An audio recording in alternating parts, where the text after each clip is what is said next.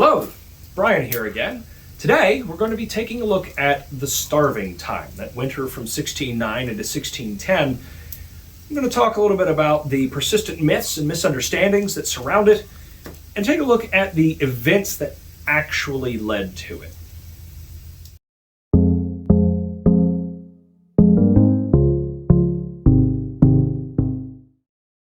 There's a lot of mythology that surrounds the winter of 1609 into 1610 here at Jamestown that we now know as the starving time, and why it occurred. And that's what we want to take a look at today is some of those misunderstandings. Something that we see very commonly assumed by our general visitation, as well as oftentimes even historians, is that these men brought no farmers, no one that really knew how to produce food. All they brought were lazy gentlemen, and none of them really had any idea what they were doing. So as soon as things went off the rails just a little bit, they all just sat around starving, not knowing how to fix the situation, and that they were basically a bunch of bumbling buffoons to end up starving in the middle of such a land of plenty. And the reality, honestly, could not be further from that. What we see, of course, if they didn't bring anyone that knew how to farm, why then did the archaeologists find plow furrows in the very first year context at the original site? They are attempting farming as soon as they get off the ships, and in fact, they left England when they did in midwinter, specifically aiming to arrive here in time for planting. So if your plan is to get there in time to put seeds in the ground, clearly you brought somebody that knows how to farm. And of course we see about half of that first expedition are gentry and professional soldiers. Almost all of these guys are combat veterans. They're second, third, fourth born sons of the gentry, or if they are in fact from the gentry, and they've not inherited a fortune. They have had to work to support themselves. They fought in Ireland or the Netherlands or other theaters of conflict. They're far from lazy. And while they may not have the specific skills necessary to do some of the tasks that are required, they certainly don't lack the work ethic. And of course we can get into that in greater detail in a whole nother video, but realistically what we see is that the Virginia Company actually came pretty well prepared for all these eventualities, and still everything fell apart to the point of famine and starvation. So let's look at why they did in fact starve, when it is not because they didn't bring farmers and everybody was useless and lazy. So in looking at their efforts to grow food, this is going to be a steep learning curve to begin with, and they know that. In one of our other videos, we talked about the instructions given by way of advice, the marching orders they were given here, and in those instructions, they specifically acknowledge the fact that their first year's agriculture might fail because they've never farmed in Virginia before. And so they're instructed to, when they get here, if they can, trade to get food to keep as a backup from the natives in case their crops fail. And that's just it. They've never farmed in Virginia before. They don't know what crops are going to grow here, what seasons to really grow them in. They've brought experienced men with farming, but none of them have experienced farming in Virginia before. They know it's going to be a steep learning curve. But again, they attempted it as soon as they got here.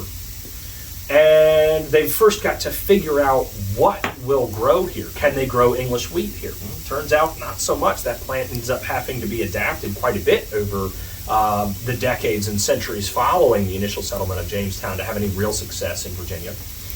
So they got to figure out what will grow here. And then you've got to figure out, how different are the seasons? How early do you have to plant? How late do you have to harvest? This sort of thing. And this ends up being horrendously complicated by the fact that, unbeknownst to them, they arrived in the middle of the worst drought this region had seen in centuries. Record-breaking drought. No way for them to have known about it, and nothing that they could have done about it if they did know about it. And so this is, like I said, this really make that learning curve nearly impossible to gain any measure of success in agriculture to learn from early on. And this drought impacts them all the way up to and through 1609. So the first 3 years that they're here, they should have had a harvest. Weather delays on the first trip make them essentially miss planting season in 1607. They try it anyway, but it's too far into the season to have any success. In 1608, 1609, they get some stuff to grow, but it doesn't grow well, it doesn't yield much, and they essentially don't net a whole lot out of their attempts at agriculture. But again, they're trying, they're learning, they're just on an impossibly steep learning curve thanks to that drought. Trade with the natives. It's very intermittent, it's very unreliable. Some days, some of the 30-some-odd tribes under Powhatan's jurisdiction may be happy and willing to trade with you. Some days they may not. Initially, when you first show up and they think maybe you're just another explorer, and the faster they reprovision you, the faster you'll leave again, maybe they're happy to trade with you. And then once they realize you're moving in, well, maybe not so much. It's also important to bear in mind that while the Powhatan live here, they're experienced with farming here, and they can, to a certain extent, adjust to things like a drought, it's still impacting them. And so they're not probably growing as much food as they normally would, and so may not have as much to trade, maybe not being willing to be as forthcoming as the English want them or need them to be. And of course, Powhatan himself, he wants to gain some measure of control and subjugation over the English. Using trade is a very strong tool for that. So trade with the natives ends up not being as reliable or as as forthcoming as they had hoped. But of course, because of other shortcomings, they end up far more reliant on it than they had ever planned to be. They wanted trade with the natives to be sort of a backup, and it ends up being one of the few things that sustains the colony in the first few years. Resupply from England was supposed to be really the chief means of sustaining the colony, and they run into multiple issues with that as well. And the Virginia Company is an investment venture. They've got to be getting money from investors to be able to hire a ship, to buy provisions, to hire a crew, and get that food stuff to the colony. And that food stuff has to then been packed properly and actually make the trip in a still edible fashion. And you've got to be getting enough in to sustain the population until the next resupply arrives. Well, how long is that going to take? Hard to know. It's going to take as long as it takes for the Virginia Company to get enough funding to send another resupply. We tend to see on average 2 fleets a year, but they're not always at precise intervals. And we see instances with less food than had been hoped for showing up, food that had been packed improperly and showing up spoiled, food that was probably of poor quality to begin with and therefore inexpensive, but again, not showing up and already half-eaten with bugs and that kind of thing. And then we also see complications with some of the sailors that are bringing the food, who are essentially holding the colonists' food ransom, making them pay for foodstuffs that were already paid for to get them from the ships. We see accusations of the sailors essentially committing fraud, if you will, renumbering barrels and saying, well, gee, I don't know where your half ton of oatmeal went, but I have an extra half ton of oatmeal here that belongs to me that I'd be willing to sell you, and that kind of thing. And so a lot of inefficiencies in resupply. And again, lack of success in agriculture, largely thanks to, one, inexperience in Virginia and the drought, making them more reliant on trade with the natives than they had ever planned to be.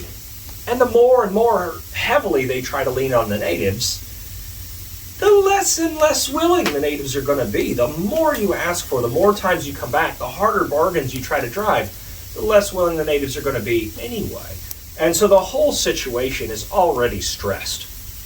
And then as we head into the fall of 1609, we see everything just kind of come off the rails at the same time. Again, yet another year of netting very little, if anything, from their fields. And we see the resupply fleet that had been sent that fall, flagship is the Sea Venture, goes through a hurricane on its way here.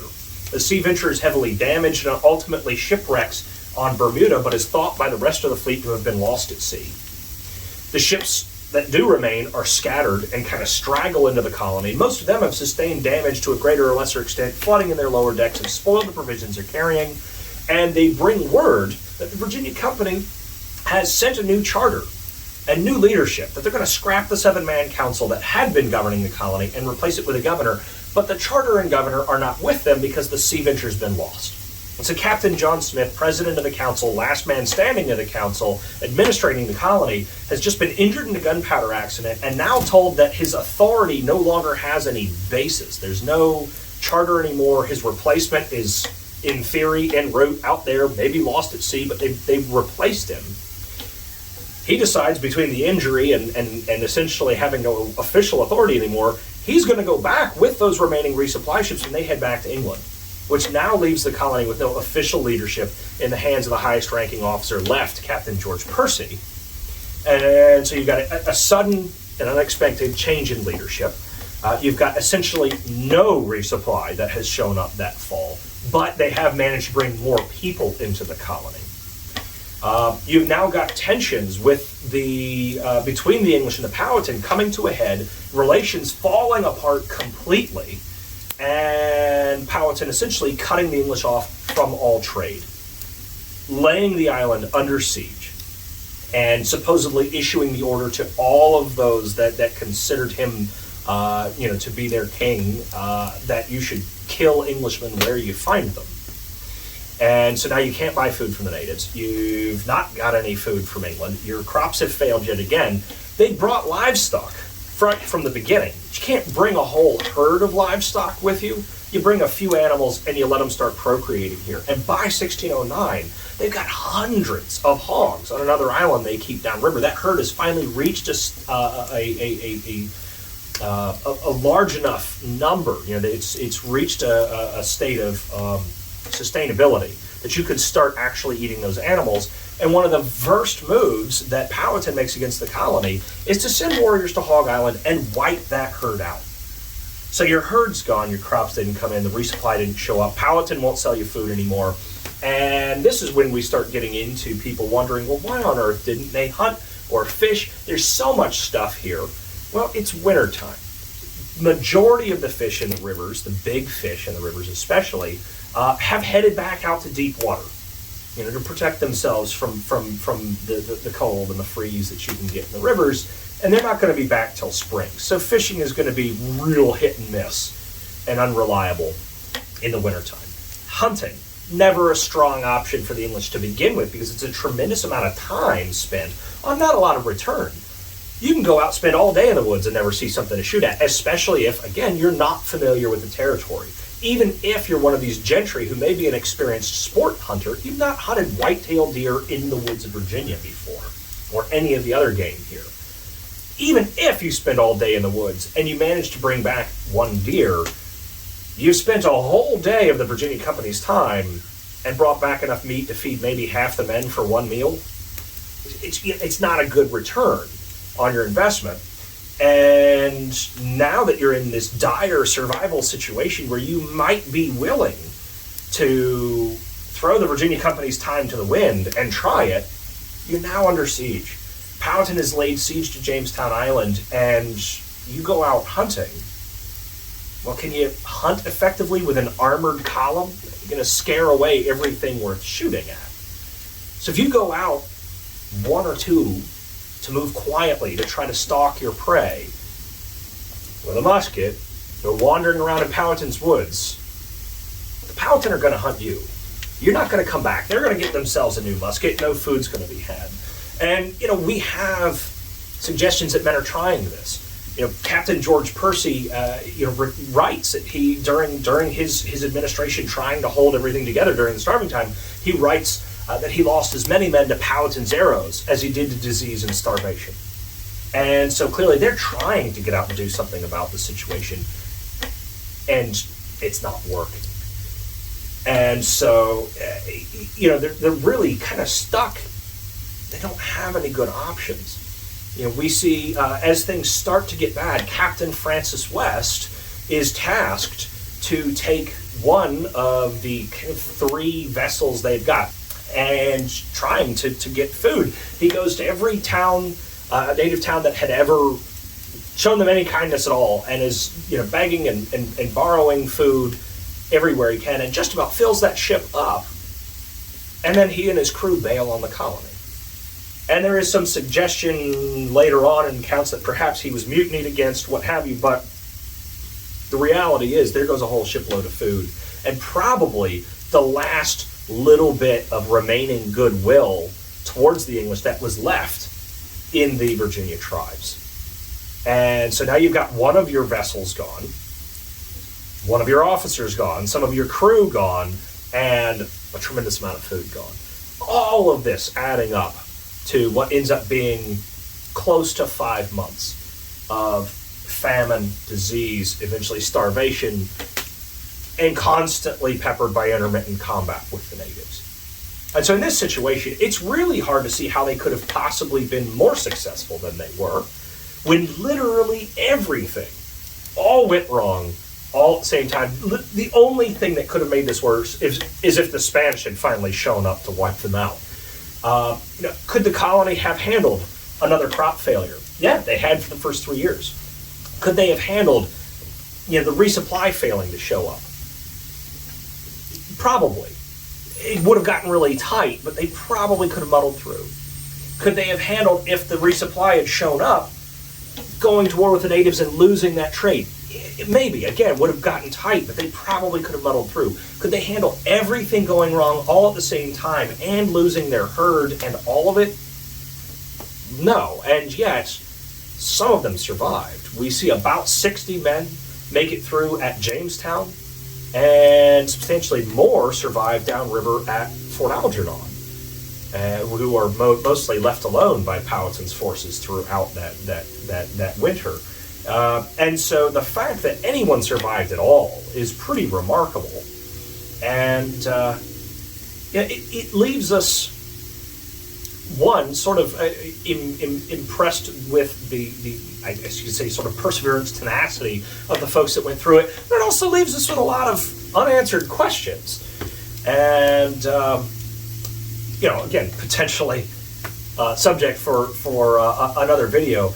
But again, we so commonly see this attitude modern day of how on earth did these guys mess this up so badly that they could starve in a place like this. And when we actually get into the nitty-gritty and look at the details, it's really hard to imagine in that situation where everything failed simultaneously how they could have done any better than they did. So in talking today about the myths and events that lead up to the starving time, we've really only scratched the surface of what can be covered there. And we can also come back and talk about the desertion of Captain Francis West and the beginning of the First Anglo-Powhatan War, survival cannibalism at Jamestown, and a number of other events that really honestly deserve their own videos, their own discussions. So if you liked this and you want to see more, like and comment below. If you haven't already subscribed, make sure you do it, and we'll see you next time.